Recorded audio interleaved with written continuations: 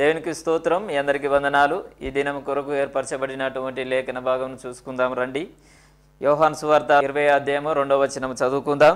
గనుక ఆమె పరిగెత్తుకొని సీమోను పేతురు యొద్దకును యేసు ప్రేమించిన మరి యొక్క శిష్యుని యొద్దకును వచ్చి ప్రభును సమాధిలో నుండి ఎత్తుకొని పోయిరి, ఆయనను ఎక్కడ ఉంచిరో ఎరగమని చెప్పెను. ఆమెన్. దేవునికి స్తోత్రం. హల్లెలూయా, హల్లెలూయా, హల్లెలూయా. స్తోత్రం.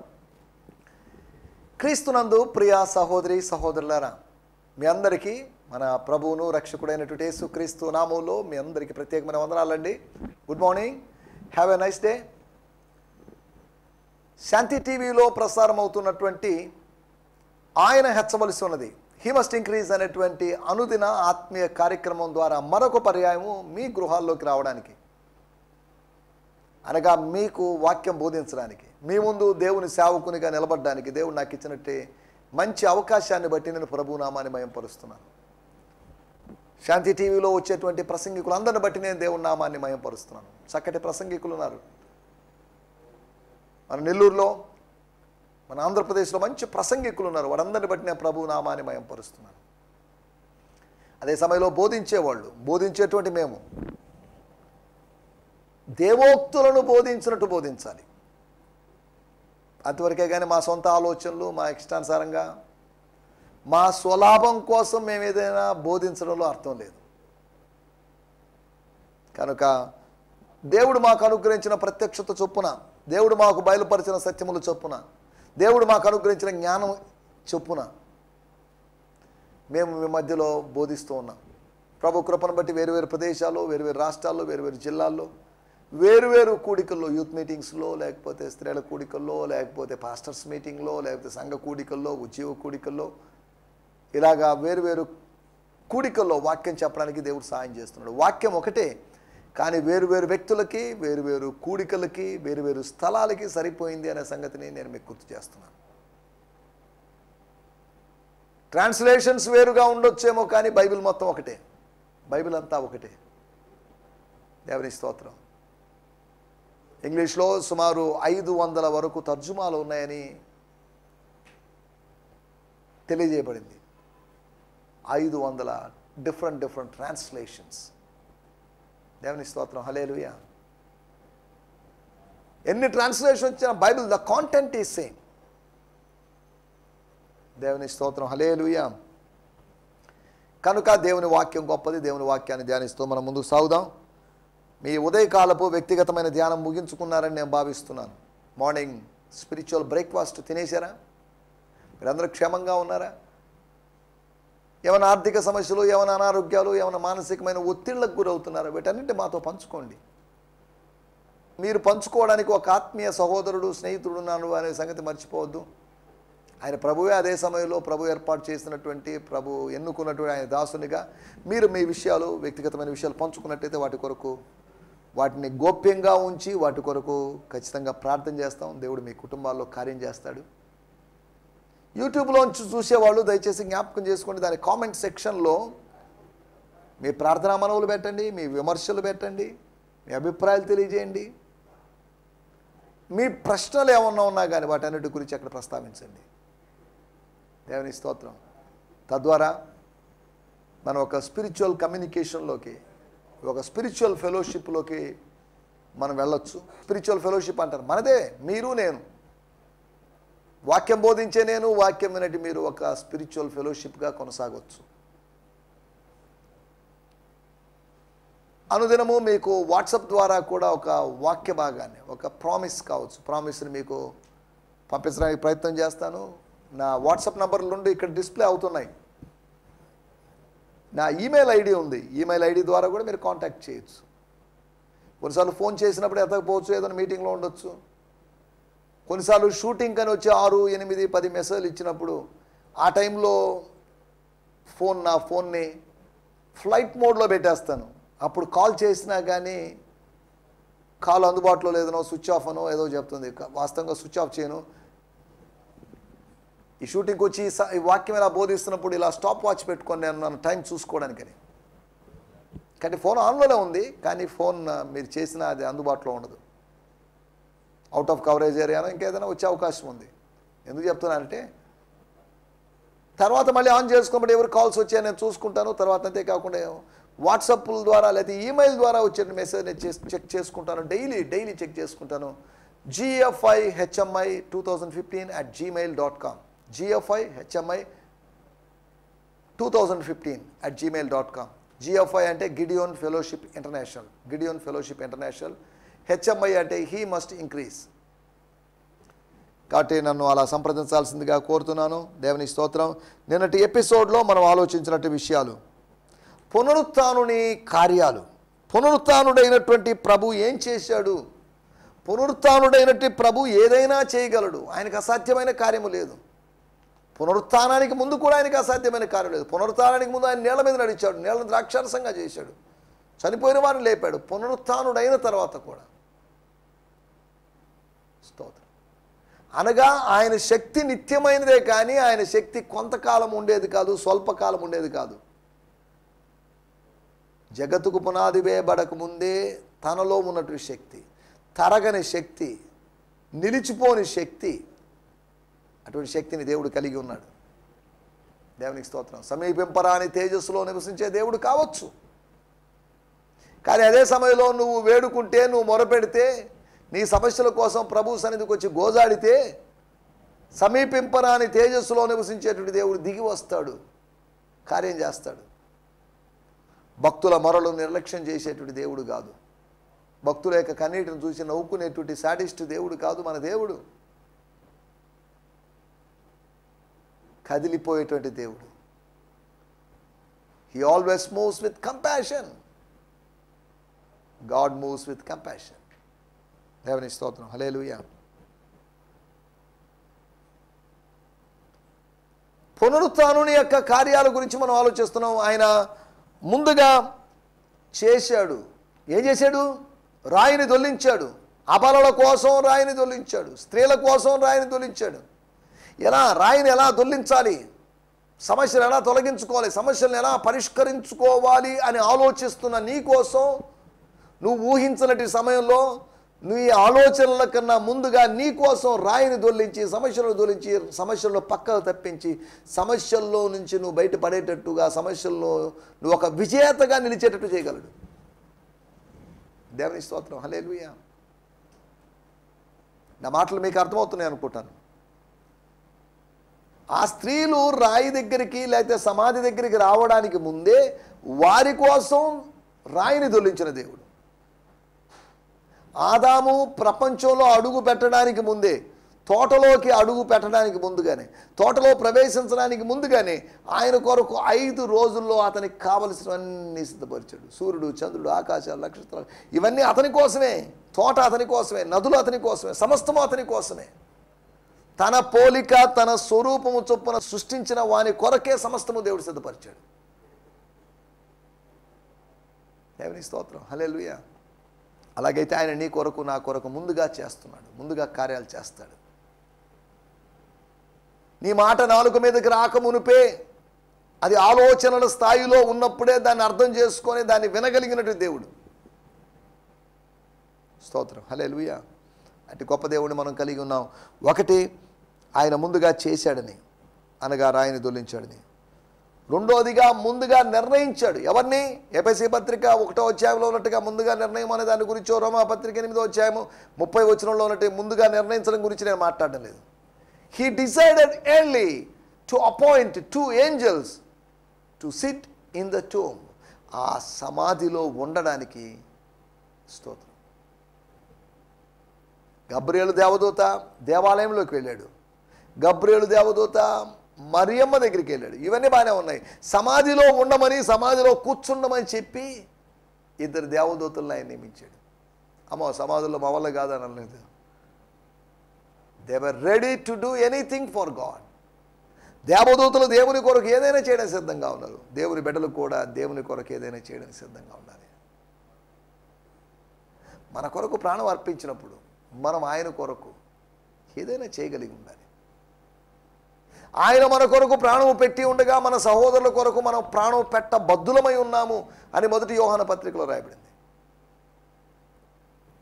స్తోత్రం. హల్లెలూయా. నా మాటలు వింటున్నటువంటి దేవుని బిడ్డలారా, ముందుగా ఆయన నిర్ణయించాడు. మూడవదిగా ఆయన ముందుగా ఎదురు చూస్తున్నాడు. He was waiting. దేవుడు నీ కోసం ఎదురు చూస్తున్నాడు.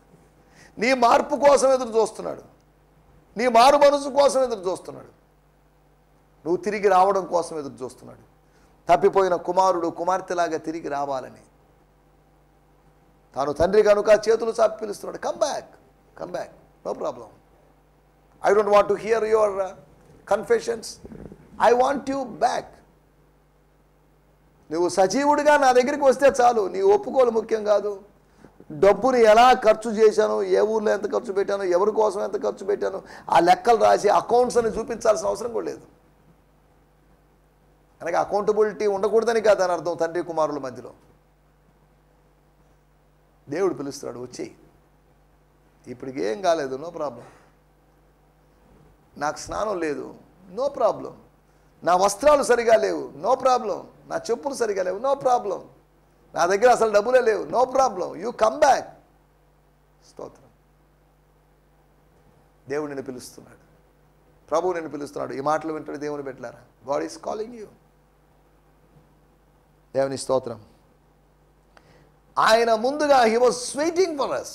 నాలుగోది, ఆయన ముందుగా ఆయన చేసినట్టు పని ఏంటి అంటే ముందుగా ఎరిగి ఉన్నాడు. ముందుగా తోమాను ఎరిగాడు. తోమాను ఒక్కడేనా? కాదు. తోమాను గద్దించాడు. తోమాను గద్దించాడంటే మిగతా 10 మందిని కూడా గద్దించాడని అర్థం. స్తోత్రం. ఆయన గద్దించాడు. ఆయన గద్దింపునకు లోబడేటువంటి మనుషుడు ధన్యుడు. గద్దింపుకు లోబడినటువంటి తోమా ధన్యుడు. చూడాలనుకొని చూసి విశ్వసించాలనుకొని తోమా ధనుడు కాదు, కానీ గద్దింపునకు గురయ్యాడు కాబట్టి అతను ధన్యుడు. దేవుని గద్దింపు మనకు ఆశీర్వాదాన్ని కలిగిస్తుంది. ఆయన ముందుగా ఎరిగాడు.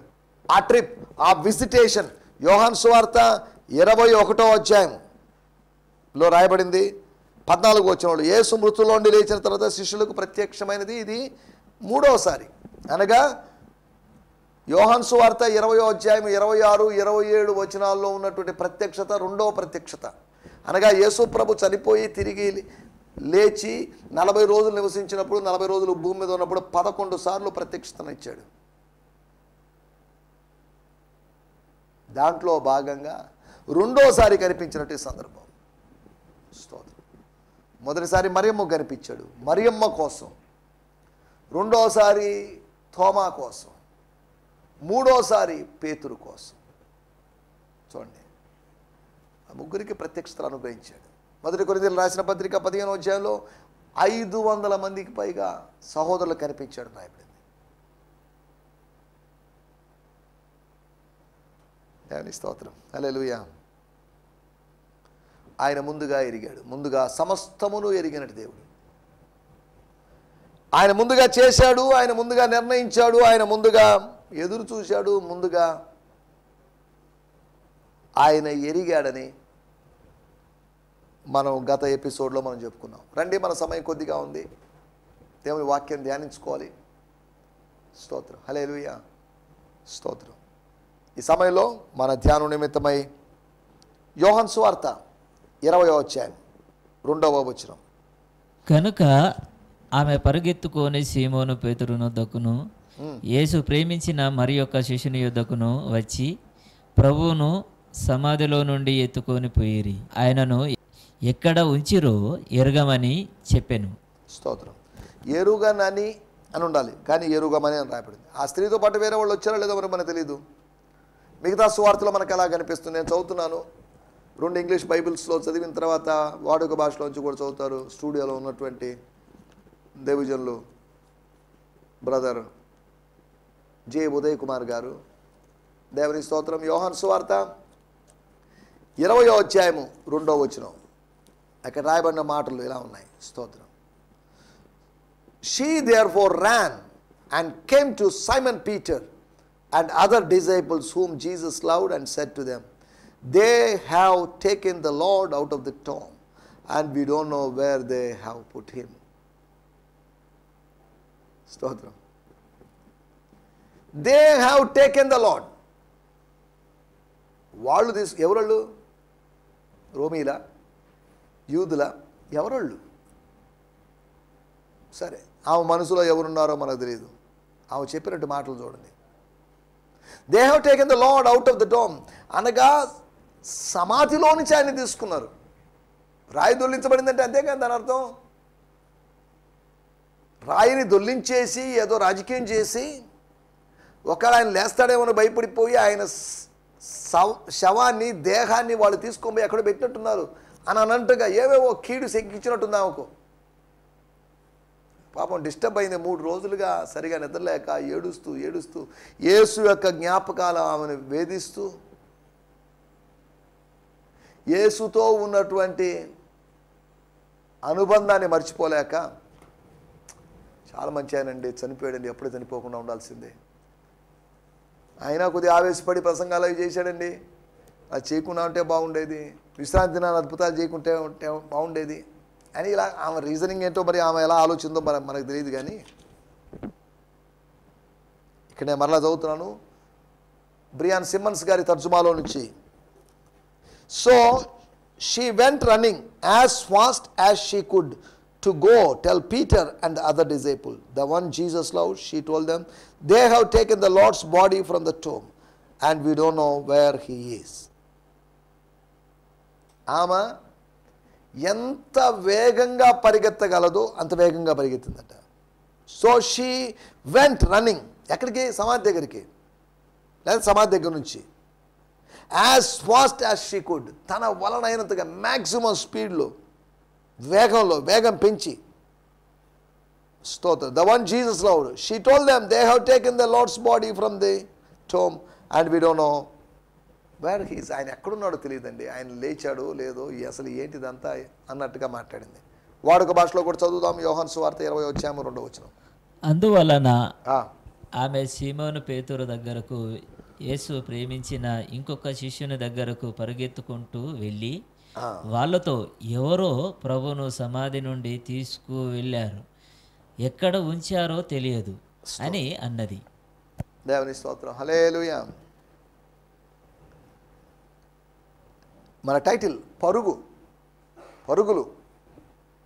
ఉరుకులు పరుగులు అంటాంగా. పరుగు, రన్నింగ్.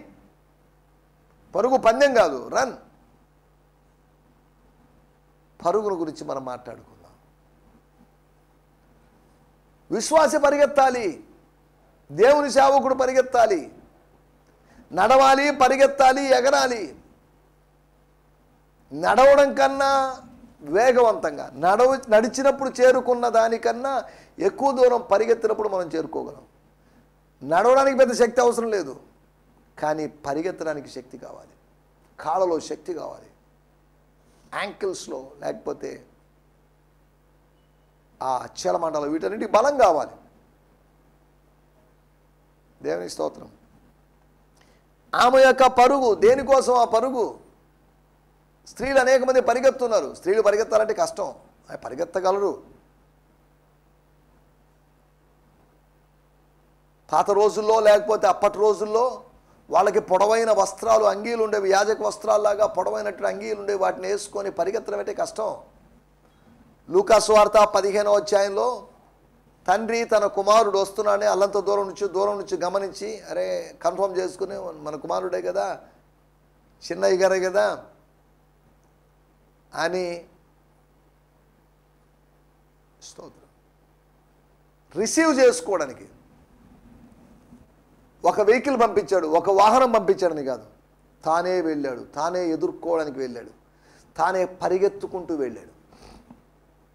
తండ్రి యొక్క పరుగు చూడండి, ప్రేమను ప్రదర్శించడానికి, తన కుమారుణ్ణి స్వీకరించడానికి పరుగు. ఇక్కడ ఆమె యొక్క పరుగు, 4 పరుగుల గురించి నేను మీకు జ్ఞాపకం చేయబోతున్నాను. ఆమె పరిగెత్తింది. స్తోత్రం. ఆమె అప్పటిదాకా వచ్చి చూసి ఏమర్థం కాల, వెళ్ళిపోయింది వెనక్కి. ఆమె పరిగెత్తుకుంటూ వెళ్ళింది, తన బలాన్ని అంతా ఉపయోగించి. ఎక్కడుంటే ఏదో జరుగుతుంది. సమాధిలో ఉన్నటువంటి యేసును దొంగలించిన విషయం నేను తను అందరికీ చెప్తుందనే ఉద్దేశంతో, ఎవరైనా పట్టుకుంటారు, దాడి చేస్తారనే ఉద్దేశంతో ఆమె పరిగెత్తుకొని సీమోను పేతురు బ్రదర్ లేదా పాస్టర్ గారు ఆయన ఇంటి తలుపులు తట్టింది. మూయబడిన తలుపులు నీ కోసం తెరవబడాలి. ఆయన తలుపులు తెరవబడ్డాయి. అంత ఉదయాన్నే వెళ్ళామనుకోండి, తలుపులు తీయాలంటే కష్టం. వాళ్ళు లేచారో లేదో మరి తెలీదు. పేతురు యొక్క తలుపు తెరవబడింది.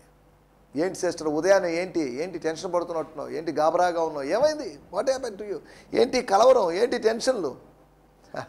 ఏం లేదండి, నేను ఒక్కదాన్ని వెళ్ళాను, సమాధి దగ్గరికి వెళ్ళాను. ఎస్, ఎందుకు వెళ్ళావు? అయినా అందరం కలిసి వెళ్ళింటే బాగుండేది కదా, అయినా నువ్వు ఒక్కదాని ఎందుకు వెళ్ళావు అన్నట్టుగా మాట్లాడలేదు. మరి మనకు తెలియదు. కానీ యేసు లేడు, లేచాడని కాదు, యేసు లేడు, బాడీ లేదండి. సమాధి దగ్గరికి వెళ్ళా నేను. ఉండవమ్మా నువ్వు, రాయినట్టు తొలిస్తారు. ఎవరు తొలిస్తారు?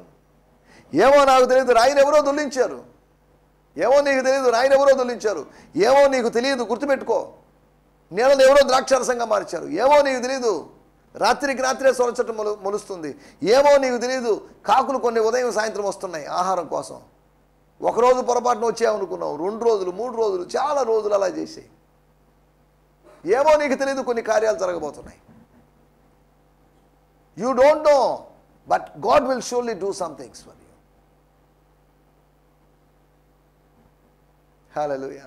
ఈ ఎముకలు బ్రతకగలవా? ఏమో నీకు తెలియదు, ప్రవక్తకు తెలియదు, జ్ఞానికి తెలియదు. బట్ వన్ థింగ్, దేవుడు అడుగుతున్నాడు. దేవుడు అడిగాడు.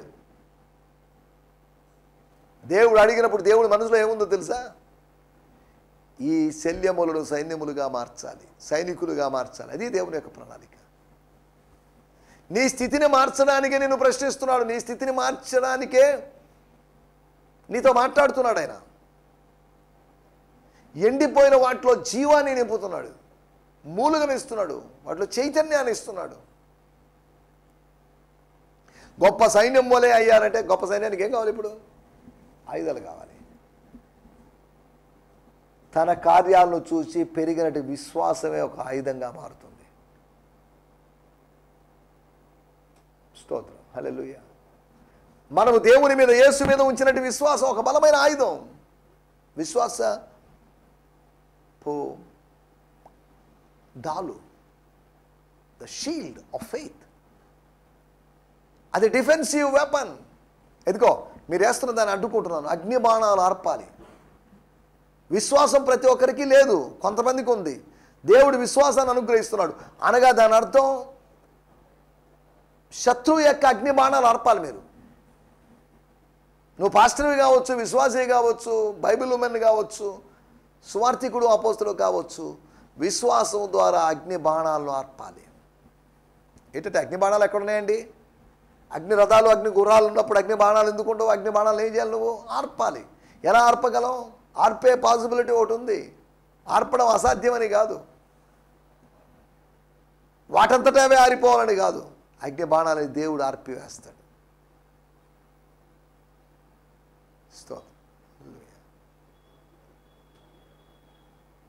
అగ్ని బాణాలను చల్లార్చేటువంటి ఒక ఆయుధాన్ని, అగ్ని బాణాలన్నీ తగిలి నీ డాలుకు తగిలి, నీ కేడానికి తగిలి కింద పడిపోతున్నాయి. శత్రువు యొక్క ప్రణాళికలు పరాజయం చెందుతున్నాయి. శత్రువు యొక్క తంత్రాలు ఎరిగి నువ్వు డాలును, విశ్వాసపు డాలును పెడుతున్నావు. ఒకటి, ఆమె పరుగును గురించి, దేనికోసం పరిగెడుతున్నావు? ఆ పరుగును గురించి నేను మీకు జ్ఞాపకం చేస్తాను. ఆమె భయముతో పరిగెత్తింది. With fear she ran away. భయముతో పరిగెడుతున్నావా ఈ దినాల్లో? రెండో విషయాన్ని నేను మీకు జ్ఞాపకం చేస్తాను. యోహాను సువార్త 20వ అధ్యాయము 4వ వచనం. వారిద్దరును కూడి పరిగెత్తుతుండగా, పేతురు మరొక శిష్యుడు కలిసి పరిగెత్తున్నాడు. ఏంటి వీళ్ళకి పరుగులు? ఏంటి మరియ పరుగేంటి? పేతురు పరుగేంటి? మరొక శిష్యుడు పరుగేంటి? ఏంటి పరుగు? దేవుని స్తోత్రం, హల్లెలూయా. అన్వేషణ దృక్పథముతో పరుగు. ఆలోచన దృక్పథం కాదు, అన్వేషణ. ఏమో చెప్పింది నిజమా కాదా? వాస్తవమేనా? ఆ రాయి దొంగిలించబడిందా లేదా? యేసుప్రభు లేచాడా లేదా? యేసుప్రభు శరీరాన్ని ఎవరైనా దొంగిలించుకొని పోయారా? ఇది నిజమా కాదా? ఇది నిజమా అని అపవాది ప్రశ్నించాడు. ఇది నిజమా అని ఈరోజు విశ్వాసులు ప్రశ్నిస్తున్నారు. పాస్టర్లు అడుగుతాడు, ఇది నిజమా అని. అలాంటి పరిస్థితులు వచ్చాయి. దేవుని స్తోత్రం. ఒకటి భయంతో, రెండవది అన్వేషణ దృక్పథంతో శిష్యులు వెళ్ళారు. మూడవది అక్కడ రాయబడిన మాట, వారిద్దరును కూడి పరిగెత్తుచుండగా ఏం జరిగింది? ఆ శిష్యుడు అనగా మొదటి శిష్యుడు, పేరు ప్రస్తావించబడిన శిష్యుడు పేతురు కంటే త్వరగా పరిగెత్తి ముందుగా సమాధి యొద్దకు వచ్చి కుతూహలముతో వచ్చాడు. ఇన్ఫర్మేషన్ నేనే ముందు తెలుసుకోవాలి, ఈ ఇన్సైట్ నాకే ముందు రావాలి, ఈ ప్రాజెక్టు నాకే రావాలి, ఇది నాకే దొరకాలి, దీని గురించిన సంగతి మొదట నేనే తెలుసుకోవాలని ముందుగా పరిగెత్తాడు. కుతూహలముతో ఆయన పరిగెత్తాడు. భయముతో మరియలాగా పరిగెడుతున్నావా? అన్వేషణ దృక్పథముతో యేసు యొక్క ఆత్మీయ అనుచరులైన శిష్యుల్లాగా వెళ్తున్నావా? లేదా కుతూహలముతో మొదటి శిష్యుల్లాగా వెళ్తున్నావా? నాలుగో విషయాన్ని కూడా నేను చెప్పి ముగిస్తాను. మార్కు సువార్త 14:27 మార్కు సువార్త 14:27 రాయబడినట్టు మాట. స్తోత్రం, స్తోత్రం, హల్లెలూయా. అప్పుడు యేసు వారిని చూచి మీరందరూ అభ్యంతరపడుదురు. మీరందరూ శిష్యులారా, మీరందరూ అభ్యంతర పడతారు. గొర్రెల కాపరిని కొట్టుదును, గొర్రెలు చెదిరిపోవునని రాయబడి ఉన్నది కదా. నేను గొర్రెల కాపరిని, మీరు గొర్రెలు. నన్ను కొడతారు, నేను కొట్టబడతాను, మీరు చెదిరిపోతారు, మీరు పారిపోతారు, మీరు ఫ్లీ అవుతారు, పారిపోతారు, పరిగెత్తుకొని పోతారు. ఒక నెరవేర్పు కోసం వాళ్ళు పరిగెత్తారు. వాళ్ళకి తెలియదు నెరవేర్పు కోసం పరిగెత్తున్నామని. వాళ్ళు భయంతో ప్రాణాలు చేతిలో పెట్టుకొని పరిగెత్తున్నారు. కురేనీడని సీమోను సిలువను మోసిన తర్వాత పారిపోయాడని రాయబడింది. దేవుని స్తోత్రం. అబ్రహాము యొక్క పరుగు, లేదా రకరకాల పరుగులు ఉన్నాయి బైబిల్లో. భయముతో పరిగెత్తినట్టు మరియా, అన్వేషణ దృక్పథంతో పరిగెత్తినటువంటి శిష్యులు, కుతూహలముతో పరిగెత్తినటువంటి మొదటి శిష్యుడు. అంతేకాకుండా నాలుగవదిగా శిష్యులందరూ ఒక భయముతో, ఆందోళనతో, నెరవేర్పు కొరకని ప్రవచనాత్మకంగా వాళ్ళు పరిగెత్తారు. తమను తాము కాపాడుకుందామని, తమ మీదకి శ్రమ రాకుండా కాపాడుకుందామని. నువ్వు దేనికోసం పరిగెడుతున్నావు? ప్రభు కోసం పరిగెత్తు. దుప్పి నీటి వాగుల కొరకు ఆశించినట్లుగా దుప్పి లాగా విశ్వాసి అనేటువంటి దుప్పి, నువ్వు అనేటువంటి దుప్పి వాక్య జలాల కోసం పరిగెత్తు, తపనపడు, తృష్ణగొను. అట్టి నీ పరుగు, ఆత్మ సంబంధమైన పరుగు అనేకులకు ప్రేరణకరంగా ఉంటుంది. అట్టి పరుగు చేయడానికి ప్రభు మనకందరికీ సహాయం చేయనుగాక. ఆమేన్, ఆమేన్. దేవుని స్తోత్రం, హల్లెలూయా. మీ అందరికీ వందనాలు. ఈ సందేశము మీకు ఆశీర్వాదకరంగా ఉందని నమ్ముచున్నాము. ప్రార్థన అవసరతల కొరకు మమ్మల్ని సంప్రదించవలసిన మా చిరునామా గిద్యోన్ మిషన్ చర్చ్, 6వ వీధి, శాంతినగర్, నెల్లూరు 4, ఆంధ్రప్రదేశ్. పిన్ 524004. మా ఫోన్ నంబర్లు 7036443613 మరి ఒక నంబర్ 9392293010.